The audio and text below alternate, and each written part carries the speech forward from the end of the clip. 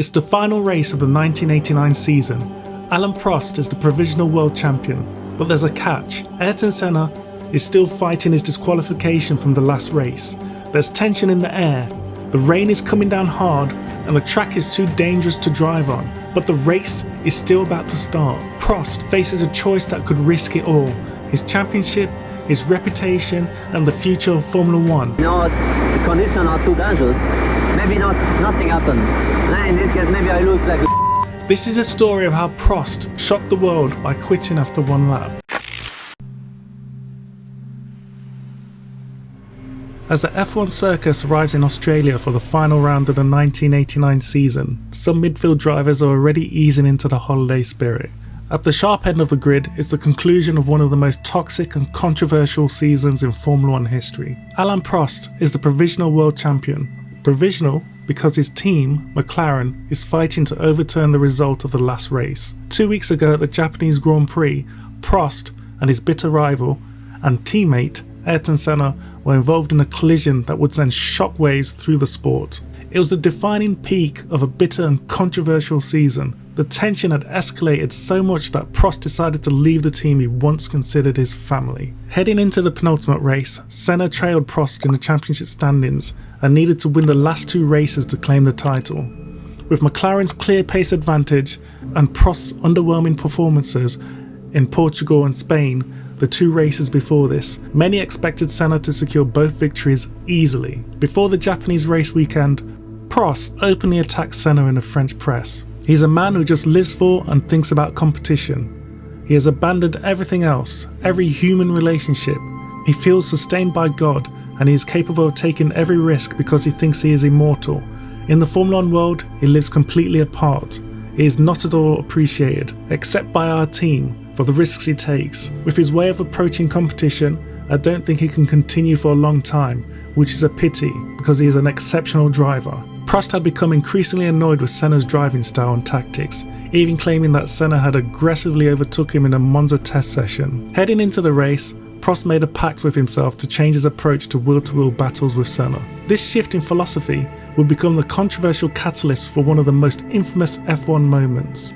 Senna secured his customary pole position, but Prost wasn't focused on pole. His priority was simply to start on the front row and optimise his car for the race. In fact, Prost even ran Goodyear's harder race spec C compound tyres before Friday's qualifying session to prepare for Sunday. For the race itself, the two adopted contrasting setups.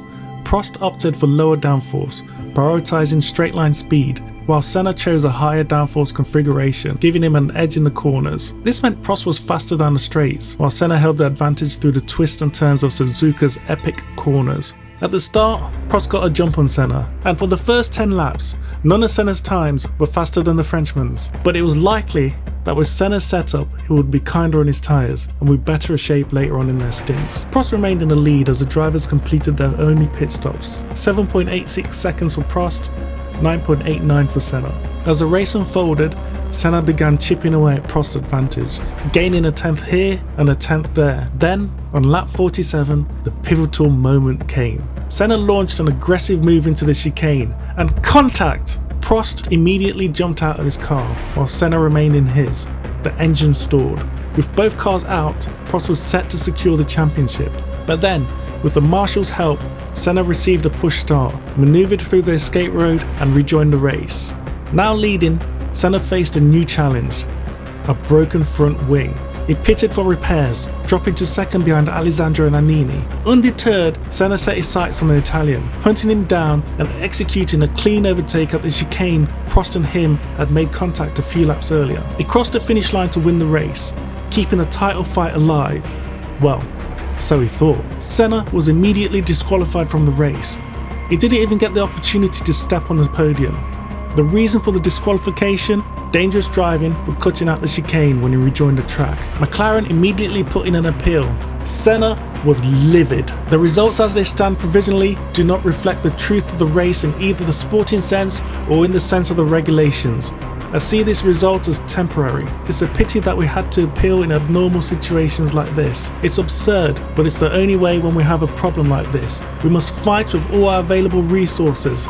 To be very honest, I was absolutely sure that I'm going to win the race, and or an accident like this, because I knew that he wanted to win absolutely. And you know the problem with Ayrton, he can't accept that he can't accept not to win, and he can't accept that somebody resists by an overtaking maneuver. And a lot of times, if you remember last year and this year, I opened the door, and if I did not open the door, we could have crashed like this. And I said before the race, if that happened, I don't open the door anymore. You know, and that happened. You know, it's the way he drives is very good. I must say, he's absolutely unbelievable quick.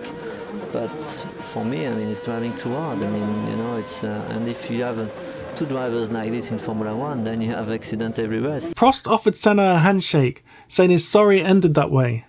Senna ignored him. That was the only place I could overtake, Senna shared on the incident, and somebody who should not have been there just closed the door, and that was that. So this one's quite interesting, because if you think about it, how similar is Japan 1989 to Silverstone 2021?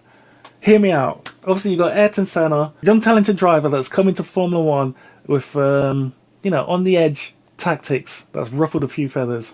And then you've got Alain Prost, the experienced guy who's maybe not at the peak of his powers, not at the peak of his skill set, is maybe on the kind of decline. 2021, you got Max Verstappen, similar to Senna, driving tactics that's pushing things to the limit. Then you got Lewis Hamilton, who's been around for a while, probably not at his peak any longer, slightly going downhill. And then you got 1989, you got Prost, who keeps getting annoyed with Senna's tactics. 2021, you got Lewis Hamilton, who keeps getting annoyed with Max Verstappen's tactics.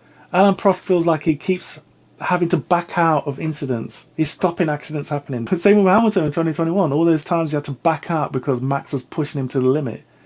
And then it reached a stage for Prost in 89 and Hamilton in 21 where they just decided that enough's enough. Like Prost said, he's not going to open, if Senna dived down inside, he's not going to open a door, he's just going to take his racing life. And you can see that Hamilton thought, I'm not going to back out anymore, this is it. Rightly or wrongly, Hamilton decided that he's not going to lift, basically. He's not going to back out of the next situation, he's just going to go for it. It's just interesting how these two incidents are very similar. Anyway, back to the story. The appeal hearing was held in Paris, and McLaren's team principal Ron Dennis was confident they could win the appeal. But by the end of the hearing, there still wasn't a conclusion, and in fact, FISA now provided controversial evidence citing that Senna should face a 1-year ban. McLaren went into the hearing prepared to argue against Senna's disqualification under Article 56 of the F1 Championship regulations, which states, should a driver's car stop, it must be removed from the track as quickly as possible so that its presence does not constitute a danger or hinder the race or practice. If the driver cannot himself remove his car from the dangerous position, it is the duty of the marshals to help him.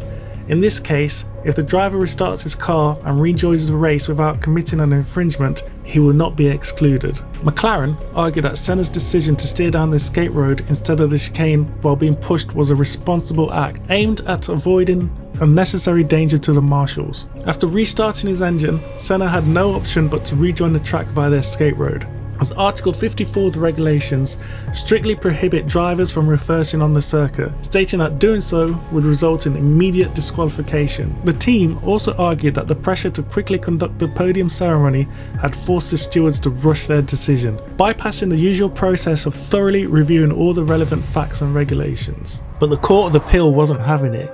Instead of only looking at this incident, the court brought up 5 other incidents where Senna committed serious errors from the previous 2 seasons. The appeal was unsuccessful. Senna was fined $100,000 and given a 6-month suspended sentence. Jean-Marie Belest explaining, "You don't have the right when you are a great driver to have a stupid accident which destroys a sporting spectacle. It is very clear, and the film of the race proves it, that it was excessive speed which caused the accident. I do not accept drivers who try to win at any price. That's what I have against Senna. I feel responsible for the safety of the drivers. In a way, they are my children. We have made great strides in safety standards in the last 5 years. The courses are much safer, but the International Federation does not want our improved image tarnished by inconsiderate or unsafe driving, even if I know there are many admirers of Senna."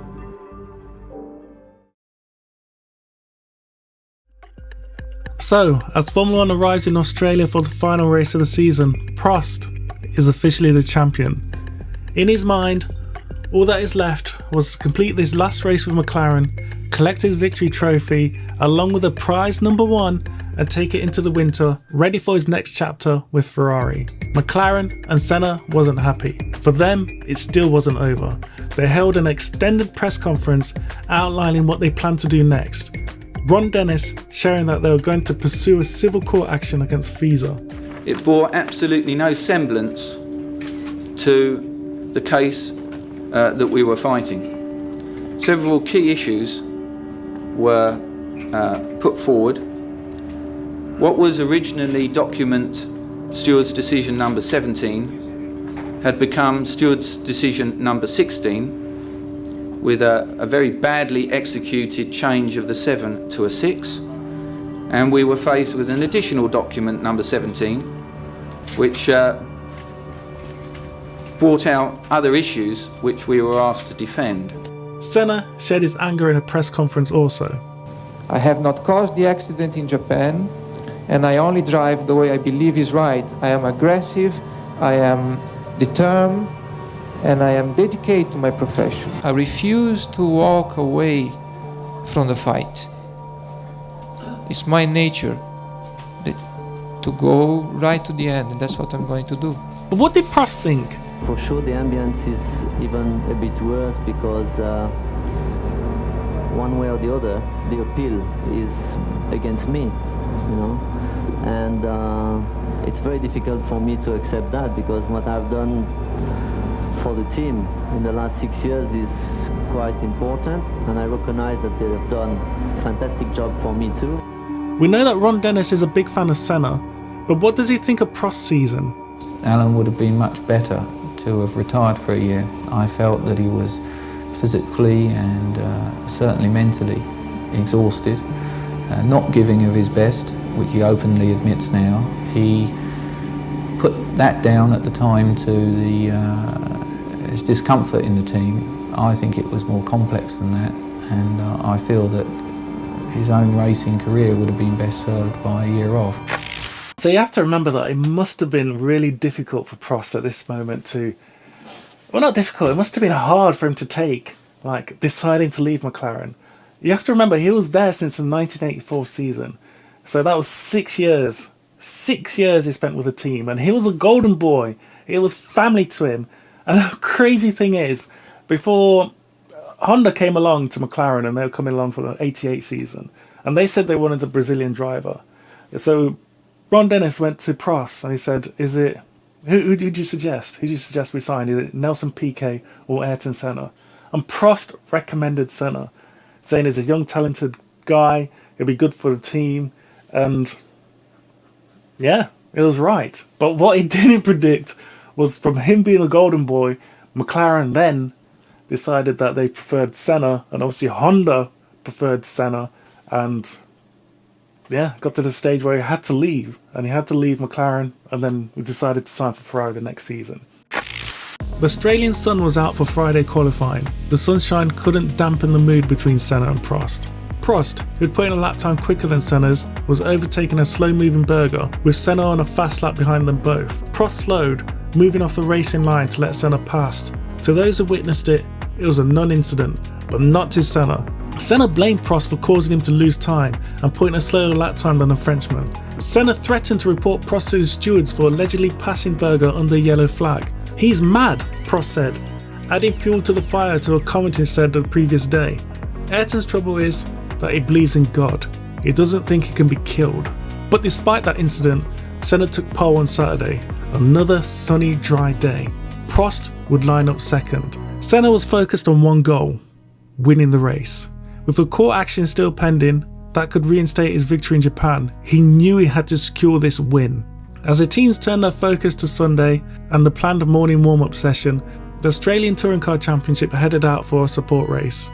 The race would turn out to be the last race of the weekend to be held in the dry. After a splendid weekend of nice sunny weather, rain was predicted for race day. And after a dry warm-up session, the heavens opened up. This wasn't your standard light sprinkle. Heavy rain was predicted, and heavy rain came. Well, I think we've got something stressful coming up. We've got the Celebrity Challenge coming up. That will be very stressful, particularly. And the will. All right, they're coming up right after the break. Got all the Nissan X's out on the track, which is going to be very testing time for all these drivers, and I'm joined there as our man, Maxie Walker. Max, how are you? Oh, I feel terrific, Kenny. There's no doubt about it. There's a very pleasant Sunday afternoon's drive out here. Bit of rain around, but I mean, normally as cricketers, though, we come off when there's a bit of rain around, go back, play a game of cards with Dougie Walters and the boys, which seems to me to be about the best place to be. Max, I think there's going to be a book out of this, isn't there? Well, if not a book, at least a couple of chapters. Are you promising? Well, I'm threatening. I've got to get through this race yet. It was like going 5 rounds with Mike Tyson. The Celebrity Fun race may have got going and completed, but the conditions worsened as the morning went on. An extra 30-minute session was agreed to let the drivers get used to the wet conditions, and all that session did was prove that the race should not be started. With cars going off and aquaplaning, both Alessandro Nannini and Nigel Mansell had big accidents. The scary thing for Mansell was he was just driving in a straight line and then he aquaplaned. You can't believe how bad it was. The aquaplaning is worse than I've ever known. I was a complete passenger, and that was on a straight. I don't think it's on to start a race in conditions like this. Aquaplaning isn't about skill, it's physics. It happens when a layer of water builds up under the tyres, lifting them off the tarmac. This loss of contact with the road means the tyres can't get grip, steer or brake effectively. Now imagine doing that at 180 miles per hour down the Brabham Straight with a wall of spray reducing visibility to nothing. That's a recipe for disaster, but F1 bosses didn't think so. With the race start already delayed by 30 minutes, they weren't too keen in delaying it even further.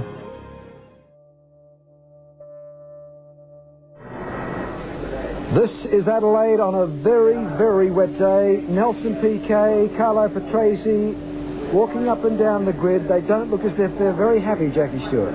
I would have to speculate from my position up here. There's a severe argument going on. There's Nannini. I would suggest that there's Gordon Messies, the team manager of Benetton, trying to listen to what the drivers are saying. I would respectfully suggest they're trying to call a halt to this race, but Barry's down in the pits. Barry, with you. Alan, what's going on? I think I'm very sorry, because it's not me, it's not myself, everybody agree. Not to start. I think it's ridiculous, and we wait for half an hour delay, and that's a regulation. We can wait half an hour delay, but I can't understand why we wait half an hour. Then maybe we can wait we cannot wait another hour. It's ridiculous. Situation in the straight is unbelievable. If one car spins in the straight, it's a disaster. Okay, I mean, there's a lot of races we have done in the past on a wet track like this. On the visibility side, it's worse than Spa and worse than Silverstone. On the aquaplaning, it's worse than anything I've seen in my career in the straight line. Okay, maybe nothing happened, I say, okay, that was a good race. But if something happens, it's going to be a big one today. And I think it's ridiculous. It's the last race of the championship, and nobody wants to hurt himself, Maybe we can wait 1 hour, maybe 1 hour and a half. Nobody wants to take a plane tonight, and I think it would be better for sport anyway. Was Prost genuinely concerned about the safety of his fellow drivers, staying true to his long-standing fight for safer racing conditions? Or was it a calculated move to protect the championship with Senna's appeal hanging over his head? Whilst Prost and the other drivers were out the car debating what they should do, Senna patiently sat in his. He wanted the race to go ahead. He had a championship to win. Barry Sheen's back down in the pits, this time with Nelson Piquet. I've just been talking to Alan, and he was explaining his position. What's your position and thoughts on the situation? Well, the position, it is a very particular circuit. We have aquaplaning in a lot of places. It's raining very heavily. For sure, if you start the race now, after one lap, we'll be finished the race. If you don't want to start and say start and after you stop, but if you start now, you have a very big danger in the first lap, have a big accident, and maybe 5 or 6 cars will be a big shunt, and maybe somebody can get hurt. Because apart you don't see anything in the straight. Second, you have aquaplaning. And aquaplaning is the most difficult thing. It's not a mistake of the driver, but you come in the straight, and the car slide, and that's it. You cannot do anything. I think the way it is, it's impossible to start. It's no way. Ayrton's still sitting in his car. Ayrton Senna's still sitting in the car. What's the thought on that? Well, he's in a much better position. First, he doesn't think about another driver. Like, he never thinks. Second, he's in pole position. If he starts in the front, he don't have a problem to get a traffic in front of him. But he never been together to any driver. That's the reason. Okay, thanks, Nelson. To understand Prost's reluctance and his focus on safety, we briefly need to go back to 1982, a season that changed Formula 1 forever. It was a brutal year, marked by the deaths of 2 drivers and a career-ending accident involving Prost. At Hockenheim, during a wet practice session, Didier Pironi was on a flying lap. Spray hovered between the trees in the forest, creating a fog-like haze that severely limited visibility. Pironi, unable to see clearly, drove into the back of Prost's Renault around 160 miles per hour, launching his car skywards. It was 30 meters in the air, Prost later recalled. It landed on its rear and then its front, splitting in two. It was absolutely atrocious. Pironi suffered severe fractures to both his legs, and for a time, amputation was considered. Although the doctors managed to save his legs, he never raced in Formula 1 again.